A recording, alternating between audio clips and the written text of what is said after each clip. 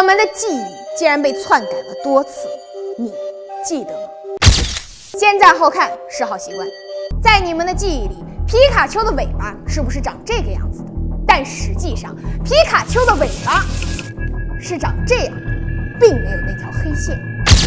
而知名动漫《海贼王》中，路飞小时候到底会不会游泳这个问题，更是被网友吵得不可开交。很多人坚称路飞小时候游泳非常好，但漫画里清楚地写道，路飞其实从小就是个旱鸭子。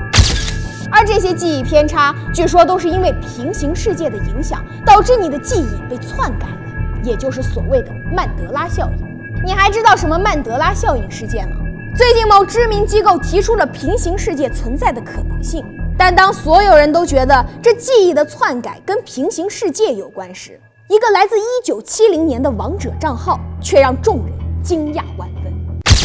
一个来自1970年的王者游戏账号，你敢相信吗？先在后看是好习惯。王者里有一名叫做侯彦良的玩家，如果你翻看他的历史记录，会发现他竟然在1970年曾玩过一局游戏，但那个时候别说游戏了，连手机都没有被发明出来，所以很多人都觉得这可能是一个系统错误。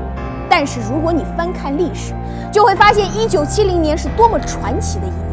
互联网雏形交换式网络被研究出来，我国第一颗卫星成功发射，最早 Unix 电脑设定时间的起点也是1970年，并且传闻中那个一直研究时空穿越的天马计划也是在70年代获得成功的。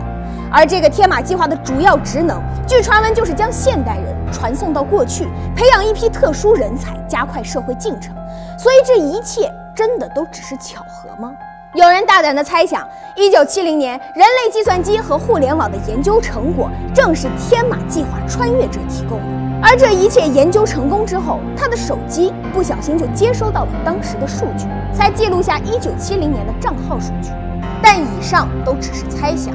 那么如果可以回到过去的话，你最想干什么呢？投资马爸爸。